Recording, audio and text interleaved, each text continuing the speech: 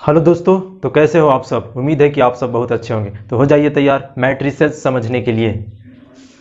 12th class math NCERT book chapter 3 matrices यानी आव्यूह। यह एक अलजेब्रा का पार्ट्स है जिसका हिंदी है बीजगणित। बीजगणित यानी अलजेब्रा का एक पार्ट है। आइए हम लोग समझते हैं मैट्रिसेस को। मैट्रिसेस मैट्रिक्स का प्लूरल फॉर्म है ना। मैट्रिक्स का प्लूरल फॉर्म मैट्रिसेस है जिसका हिंदी होता है आव्यूह। अब मैट्रिक्स को समझने के लिए हम एक सूचना यानी डाटा लेते हैं। डाटा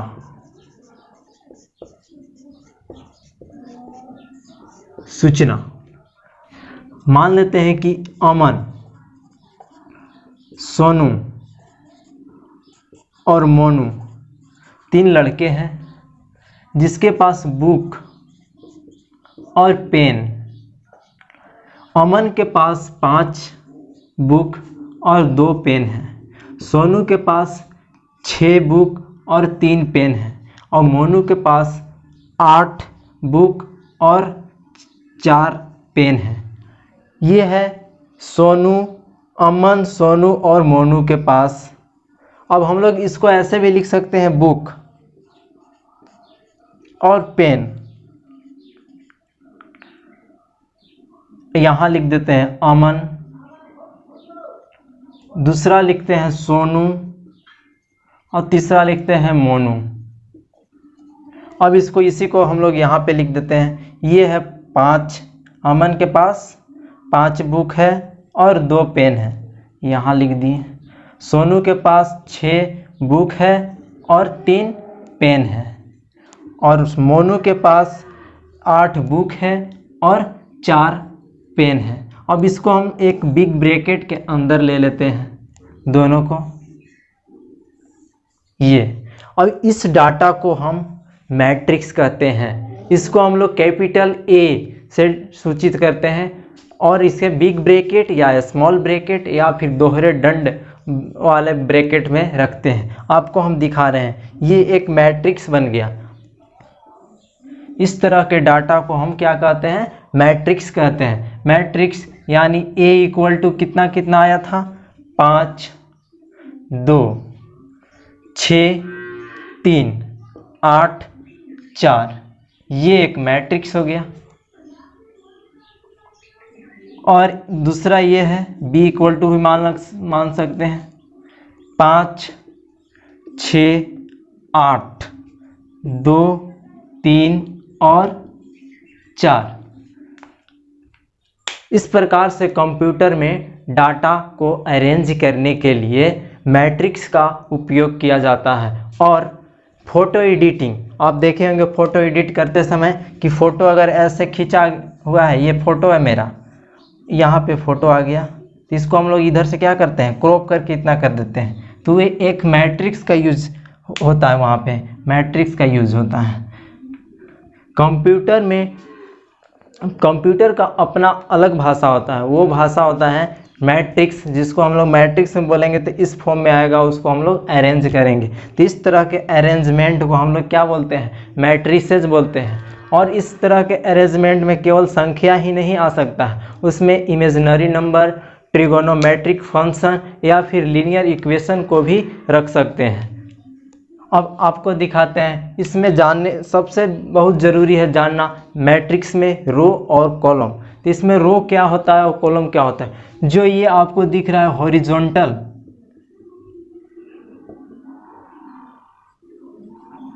ये होता है रो। ये क्या होता है, रो। इसका हिंदी होता है पंक्ति। ये क्या होता है, रो। इसका होता है रो, हिंदी होता है पंक्ति। इसको हम लोग बोल सकते हैं R1 है, इसको बोल सकते हैं R2 दूसरा रो, ये तीसरा रो R3।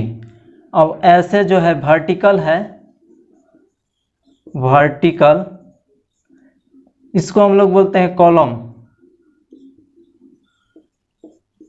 हिंदी होता है स्तंभ। इसको C1, इसको C2 से डिनोट करेंगे। C मतलब कॉलम का होता है फर्स्ट लेटर C इसलिए C1 C2, कॉलम रो का होता है फर्स्ट लेटर R इसलिए R1 R2 और R3। ये हो गया। इसमें देखें तो ये R1 और ये R2, ये हो गया C1, ये हो गया C2, ये हो गया C3।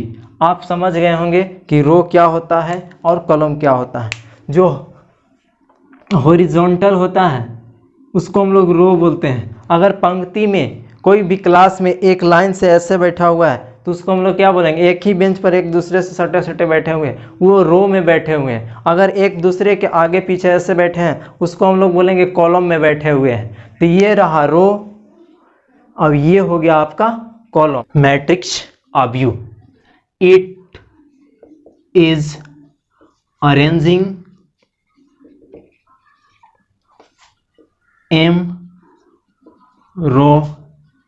rows and N columns in a fixed order in rectangular form is called matrix। Hindi में बोले तो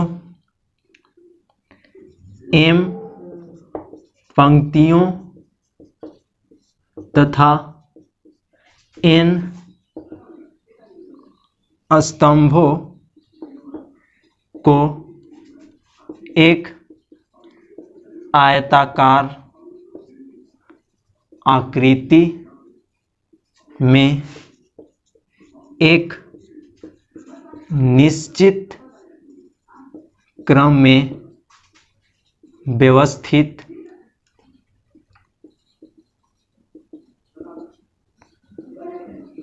करना ही ऑब्यू कहलाता है।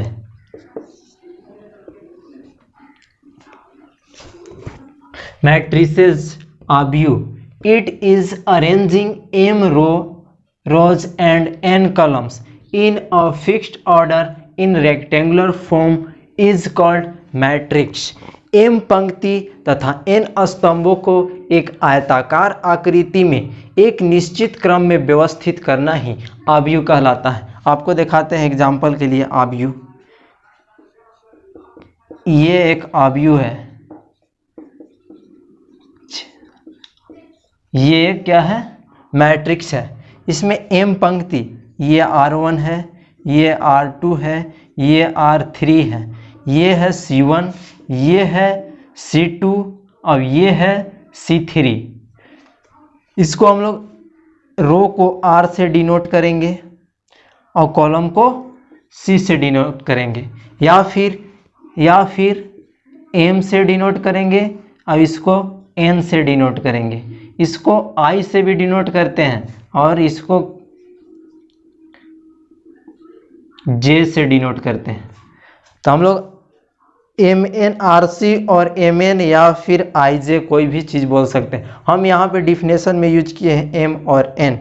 M पंक्तियों तथा N स्तंभों को एक आयताकार आकृति में एक निश्चित क्रम में व्यवस्थित करना ही ऑब्यू कहलाता है।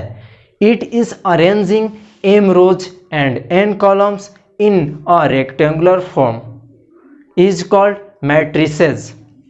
मैट्रिसेस। अब इसमें हम लोग जानेंगे रो, ऑर्डर के बारे में जानेंगे। ऑर्डर क्या होता है, ऑर्डर देखिए हम लोग यहाँ पे दिखाते हैं आपको order, ORDER order. Order equal to होता है रो इनटू कॉलम। ऑर्डर का हिंदी होता है कोटि और इसका हिंदी होता है पंक्ति। और इसका हिंदी होता है स्तंभ। हम लोग इसको कभी पलट करके नहीं लिख सकते हैं, पहले पंक्ति तब स्तंभ, पहले स्तंभ तब पंक्ति नहीं हो सकता है। रो इसमें इसका ऑर्डर अगर निकालना हो तो क्या होगा, इसका अगर ऑर्डर निकालना हो, ये जो दे रखा है मैट्रिक्स, इसका अगर ऑर्डर निकालना हो तो इसका ऑर्डर कितना है, 1 रो 2 रो और 3 रो, मतलब 3 बाई कॉलम 2 कॉलम और 3 कॉलम 3/3। इसका ऑर्डर कितना है 3/3 ऑर्डर का ये मैट्रिक्स है। तो हम लोग ऑर्डर निकालने के लिए समझ गए। अब बताते हैं आपको एलिमेंट्स आपको बता रहे हैं कि एलिमेंट्स क्या है।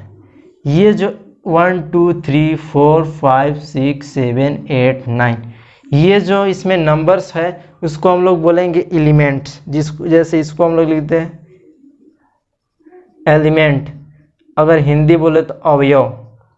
ये सब सारे इसमें जो मैट्रिक्स में के अंदर है ये सब सारे क्या है अवयव है, एलिमेंट है। ये भी एलिमेंट है, ये भी एलिमेंट है, ये भी एलिमेंट है, ये भी सारे सब एलिमेंट्स। एक बात और, अगर मैट्रिक्स को हम लोग ये केवल बिग ब्रैकेट में नहीं स्मॉल ब्रैकेट में भी रख सकते हैं। ये हो गया मैट्रिक्स को हम लोग बिग ब्रैकेट या स्मॉल ब्रैकेट या फिर दोहरे दंड होता है एक, ये दोहरे दंड, इसमें से किसी में भी हम लोग रख सकते हैं। ज़्यादातर NCERT में बुक में आपको ये देखने को मिलेगा, कुछ ये मिलेगा, ये आपको नहीं मिलेगा, ये हायर क्लास में आपको देखने को मिलेगा। तो हम लोग मैट्रिक्स को ये बिग ब्रैकेट, स्मॉल ब्रैकेट और दोहरे दंड के अंदर रख सकते हैं। चलिए आज इसके बाद हम आगे आपको कुछ और बताते हैं। एक मैट्रिक्स है, ये क्या है एक मैट्रिक्स है 2 3 4 5 7 9 2 9 7, ये एक मैट्रिक्स है। मैट्रिक्स को हम लोग इस तरह से इसको अगर नेमिंग किया जाए एड्रेसिंग तो A11 A12 A13 A21 A22 A23 A31 A32 और ये 33। इसका एड्रेसिंग करने का ये है। जैसे कि हम लोग इसका एड्रेसिंग करते हैं, इसका बताते हैं कि ये कौन सा स्थान पर है। एड्रेसिंग A12, अब A12 का मतलब है कि A12 का मतलब है कि फर्स्ट रो का सेकेंड कॉलम। इसमें फर्स्ट रो कौन है, ये है आपका फर्स्ट रो है।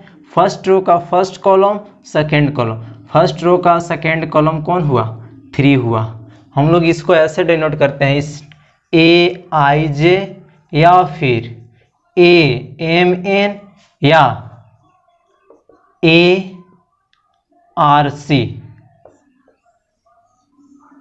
I होता है रो, J होता है कॉलम, M होता है रो, N होता है कॉलम, R होता है रो, C होता है कॉलम। हम लोग इस तरह भी डिनोट करते हैं, कभी NCERT मिलेगा ये, कभी ये बहुत कम मिलता है। तो हम लोग ये डिनोट करने बता दिया आपको। अब चलिए आपको हम दिखाते हैं, जैसे एड्रेसिंग करने एक दिखाएं। अगर 3 1 रहे तो इसका नाम क्या होगा।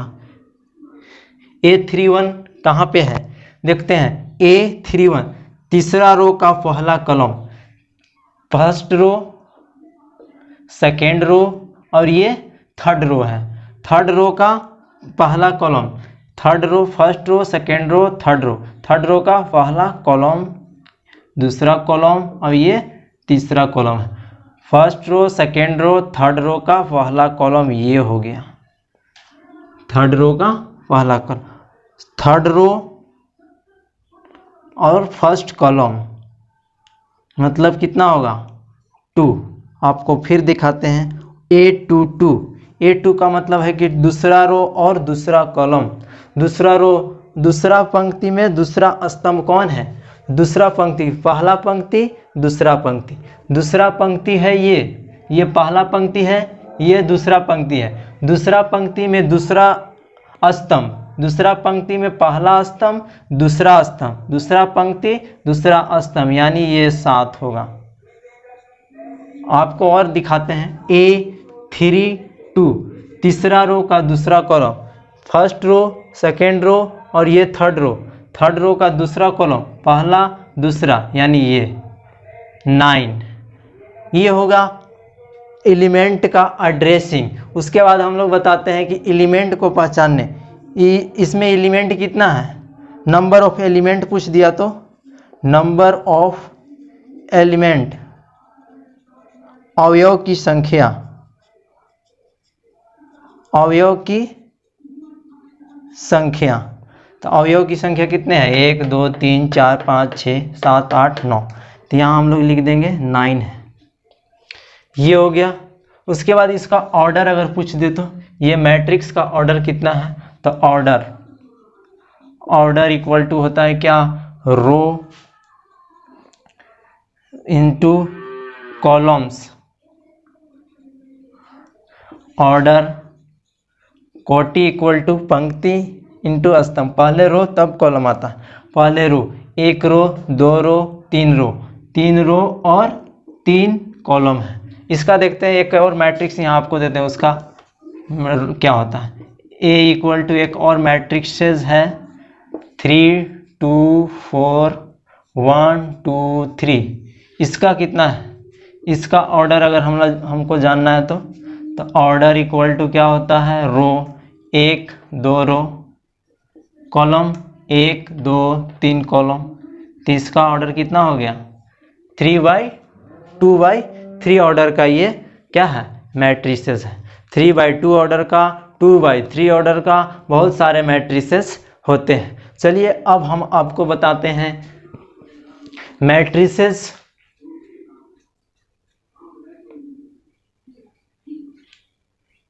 Type of matrices. इसके बाद हम लोग पढ़ेंगे सेकेंड वीडियो में, जिसमें रहेगा टाइप ऑफ मैट्रिसेस। मैट्रिसेस कितने प्रकार के होते हैं, उसके कितने प्रकार